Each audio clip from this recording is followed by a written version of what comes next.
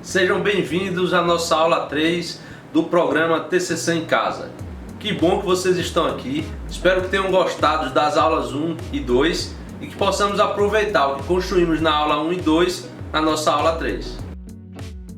Lembro a vocês que esses slides e todo o material do nosso programa está disponível no texto desse vídeo. Basta que você clique e participe dos nossos grupos de Telegram. Lá você vai poder encontrar todos os artigos e interagir comigo e com outros colegas.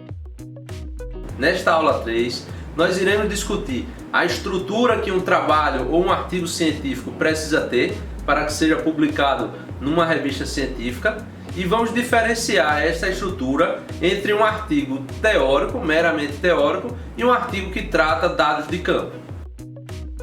Como vimos em aulas anteriores, os trabalhos eles podem ser de dois tipos. Os trabalhos teórico mais campo, que é quando você, além de ler e escrever, você vai fazer um tratamento de dados, então também teremos resultados deste tratamento. E os trabalhos podem ser apenas teóricos, quando você leu e escreveu. Para cada um desses tipos de trabalho, nós iremos ter siglas estruturais, certo? Dicas de estrutura diferente. A estrutura de um trabalho teórico mais campo é a seguinte: IRMRDC, que significa introdução, revisão teórica, metodologia, resultados e discussão e conclusões. Já para os trabalhos que são apenas teóricos, nós vamos seguir uma outra sigla, que é a IMDTC, que significa introdução, metodologia, discussões teóricas e conclusões. Quando eu falo sobre essas siglas, eu estou falando dos elementos textuais do nosso trabalho, de nossa estrutura. É claro que a depender do lugar para onde você vai enviar esse trabalho, ele vai ter elementos pré-textuais diferentes. Por exemplo, num artigo, e eu vou falar mais adiante, os elementos pré-textuais eles são mais simples: título, resumo, palavras-chave. É só isso que você vai precisar para enviar para uma revista. Mas se você for entregar o seu trabalho de conclusão na universidade, ele vai ter capa, contracapa, sumário, abreviações, agradecimentos, listas e muitos outros itens pré-textuais. Então, os elementos pré-textuais eles variam para onde você vai enviar o seu trabalho. Os elementos textuais, o miolo, o meio do nosso trabalho, seguem uma dessas duas siglas. E por fim temos os elementos pós-textuais, que são as listas de referências ou anexos, se ocorrer. Uma questão importante quando falamos de estrutura de um trabalho científico, de um artigo científico, é falar em seu tamanho.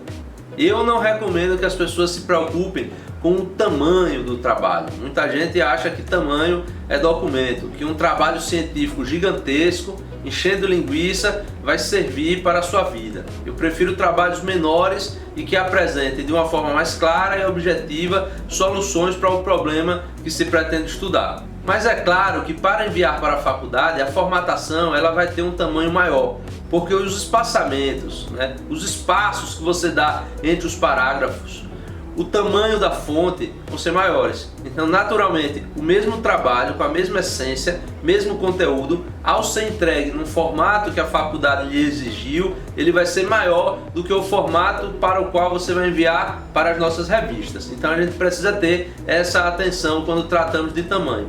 Para uma revista científica, um trabalho de 10 a 25 laudas é o essencial. Vamos falar sobre os elementos pré-textuais do seu trabalho. Para entregar o seu TCC na faculdade, você precisa seguir as regras, as normas da faculdade. E lá vai estar listado quais são os elementos pré-textuais. Nós não temos como detalhar os elementos pré-textuais das normas de sua faculdade, porque aqui eu estou falando com centenas, com milhares de pessoas que estudam em universidades, em faculdades diferentes. Então não teria como detalhar esses elementos pré-textuais. Então nós vamos detalhar os elementos pré-textuais básicos, que são título, resumo e palavra-chave. O seu título poderá vir ou não acompanhado de subtítulo, como já vimos em aulas anteriores. O seu resumo ele vai ter de 200 a 500 palavras e mais à frente iremos discutir como estruturar um bom resumo. as palavras-chave, lembrando sempre, da mais ampla para a mais específica, e esses elementos pré-textuais, título, resumo e palavra-chave, precisam ser traduzidos para a língua inglesa. No seu trabalho submetido a qualquer revista científica, você vai precisar submeter os pré-textuais na sua língua materna e traduzidos para o inglês. O resumo de seu trabalho, apesar de ser um dos itens que deixamos para o final da elaboração, ele pode ser pensado desde já. O resumo não pode ser aleatório, ele não pode ser escrito de qualquer forma. Ele precisa ter entre 200 e 500 palavras e seguir uma estrutura simples. Num único parágrafo, sem subdivisões, você vai apresentar as seguintes ideias.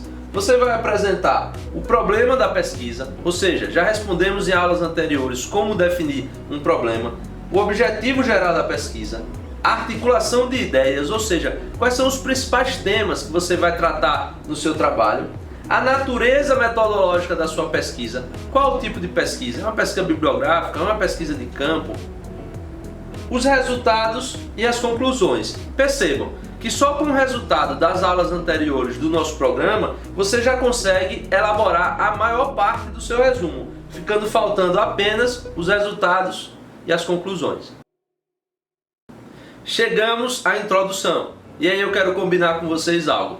Eu vou falar de cada um dos itens de estrutura e vou diferenciar eles no meu slide. Vocês podem não estar vendo porque as palavras estão pequenininhas aqui, mas eu quero que vocês acompanhem esses slides a partir do seu computador quando estiver assistindo os nossos vídeos, ou você pode imprimir, acompanhar, fazer anotações. Eu vou colocar de um lado como essa estrutura, como a introdução cabe num trabalho teórico mais campo e como a introdução cabe num trabalho teórico apenas.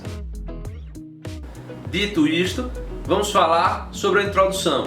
Ela é idêntica para o trabalho teórico ou para o trabalho teórico mais campo. E apesar de não ser subdividida, ela tem 4 partes. Toda introdução precisa começar com um contexto histórico do problema. Você não está pesquisando, você não está escrevendo sobre um tema. O tema, os assuntos temáticos fundamentam o seu trabalho. Você está escrevendo sobre um problema que aflige, que gera consequências negativas à nossa sociedade. Este problema começou a gerar consequências negativas, começou a incomodar em um determinado ponto da história.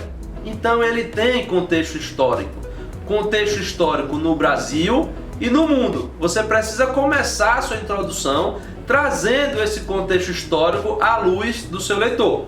Depois você vai fazer a justificativa. Veja que eu pulei fundamentação conceitual.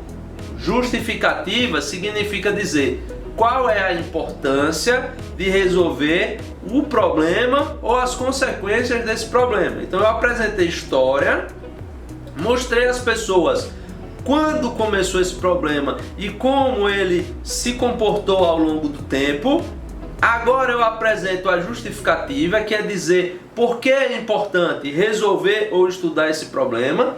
E o último parágrafo da sua introdução é o objetivo geral da sua pesquisa, que nós já fizemos lá atrás nas aulas anteriores. Se você ainda não assistiu os vídeos anteriores, chegou aqui na aula 3, procure no nosso canal, na playlist TCC em Casa, as aulas anteriores. Cadu, você pulou a fundamentação conceitual. Vocês viram que nós construímos um texto aí de 2 ou 3 páginas, contexto histórico, justificativa e o último parágrafo, que é o objetivo, onde fica a fundamentação conceitual. Lembram que nós temos de 3 a 5 palavras-chave? O leitor não pode sair da introdução do seu trabalho sem conhecer o conceito dessas palavras-chave. Então você tem a oportunidade de trazer pelo menos 5 citações de autores conceituados, de autores respeitados nesse tema problema que nós estamos trabalhando para a sua introdução. Como construir a fundamentação conceitual no seu texto introdutório? Quando a palavra-chave aparecer, você vai trazer o conceito dela. Por exemplo, estou falando sobre sustentabilidade.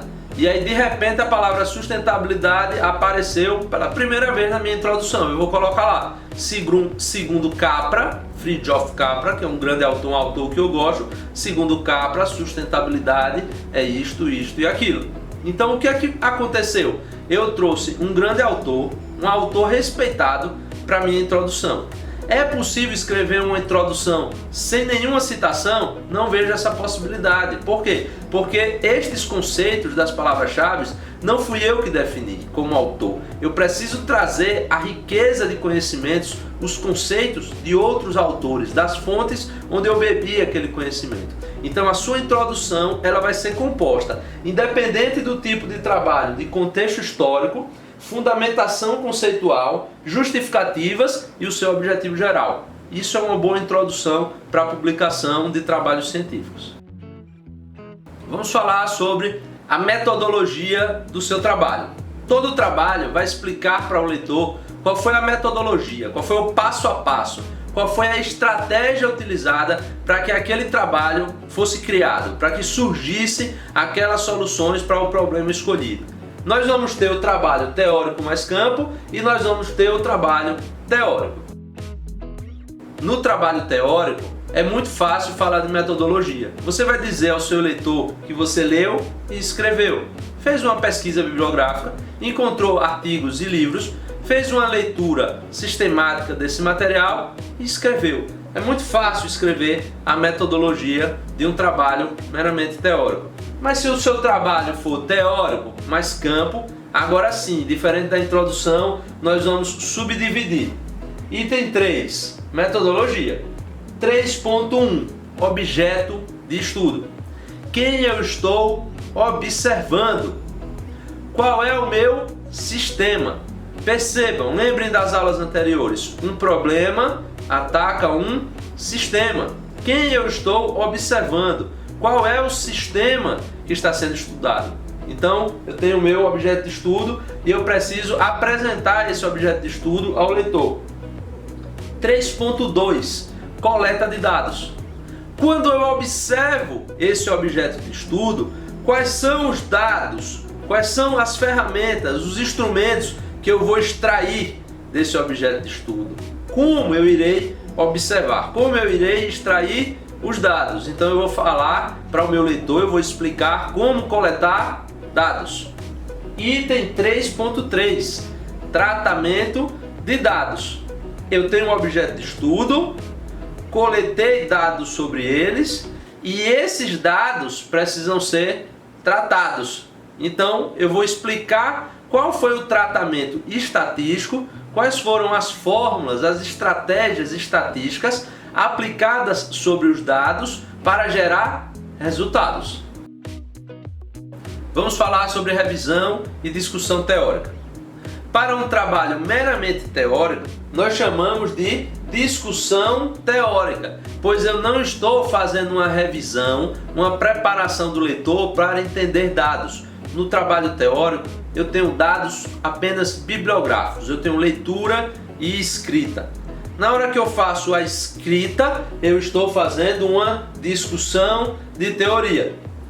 Quando eu tenho um trabalho teórico mais campo, essa discussão de teoria se transforma numa revisão, uma preparação para que o leitor entenda os dados. Então essa é a primeira diferenciação que nós fazemos no título, no subtítulo da estrutura. Nos trabalhos teóricos nós vamos chamar de discussão teórica, nos trabalhos de campo de revisão teórica. Percebam na sigla que elas mudam de posição, tá? Como eu devo construir a minha revisão ou discussão teórica? Lembram das palavras-chave? Da mais ampla para a mais específica, você vai construir um capítulo para cada palavra-chave. A palavra-chave mais ampla vai dar origem a um capítulo mais amplo. Se eu estivesse falando, por exemplo, de um tema que eu sou apaixonado, sustentabilidade de unidades de conservação, a minha primeira palavra-chave seria sustentabilidade. Então, meu primeiro capítulo também abordaria fundamentos de sustentabilidade. Depois, nas palavras-chave, iria aparecer em determinado momento unidades de conservação. Então, meu segundo capítulo seria unidades de conservação, tipos e características. Você dá uma florida aí no título do seu capítulo.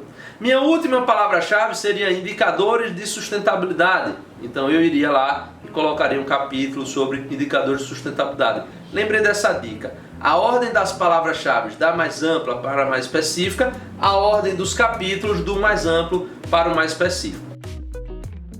Resultados e discussão é um item exclusivo dos trabalhos teórico mais campo.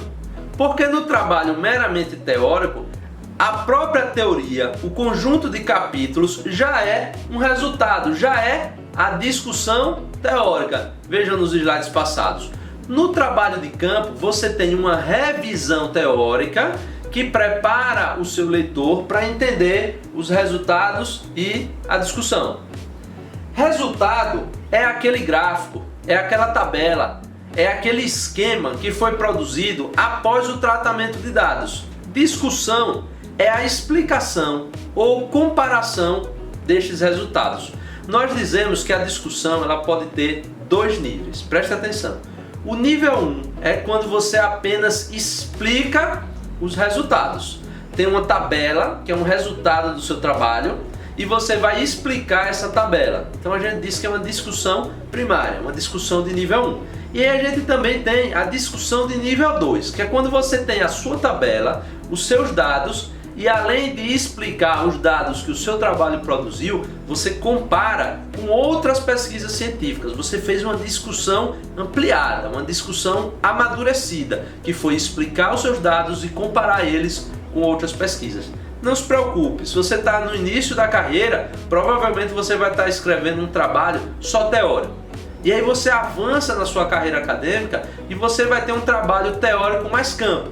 Mas esse primeiro trabalho teórico mais campo, você vai apenas explicar os seus resultados. Amadureci mais um pouco, além de explicar, eu tenho condições de comparar com outros cientistas.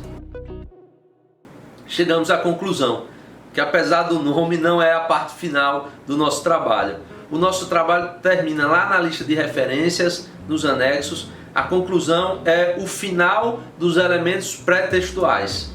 É um momento do seu trabalho que eu não vou trazer gráficos, tabelas, citações. É um momento apenas seu, do autor. Vejam que eu não falei muito sobre formatos, formatação. Muitas pessoas fazem, e o formato da ABNT, Associação Brasileira de Normas Técnicas? A Associação Brasileira de Normas Técnicas não é uma regra universal, não é pétrea, prestem atenção. Vocês precisam seguir as normas da universidade e a universidade é que segue a ABNT. Vocês precisam seguir as normas da revista e é a revista que segue as normas da ABNT. Então as normas da ABNT é uma armadilha para você que está escrevendo um trabalho científico. Às vezes a pessoa escreve nas normas da ABNT e quando vai entregar o TCC na faculdade ou vai tentar publicar o artigo numa revista científica, o material é reprovado porque ele seguiu só as normas da ABNT. Quem segue as normas da ABNT são as universidades para construir as suas normas, ou a revista, a editora, para construir as normas de publicação. Então prestem atenção na hora de formatar o seu trabalho. Para uma revista científica, eu posso falar em resumo aqui, rapidamente, algumas dicas de formatação. Por exemplo, colocar em tamanho A4 e mandar o trabalho em Word. Muitas pessoas mandam para as revistas o trabalho em PDF. Só que nós precisamos trabalhar, corrigir, fazer alguns ajustes nesse material. Se estiver em PDF, não poderemos fazer e o trabalho será automaticamente rejeitado. O tamanho do texto, em geral, tamanho 11 em Arial. Todas as margens do seu trabalho com 2 centímetros, superior, inferior, direita e esquerda. E um espaçamento entre linhas de 1,5, com recuo de primeira linha de 1,25. Essas 4 dicas que vocês encontram nos nossos slides é o básico que você precisa para formatar um trabalho e enviar para as nossas revistas. É isso, pessoal. Na aula 3 nós trabalhamos estrutura de trabalhos teóricos ou teóricos mais campo e falamos um pouquinho de formatação. Espero que vocês tenham gostado. Estamos chegando ao final. Aguardo vocês na aula 4. Muito obrigado e até a próxima.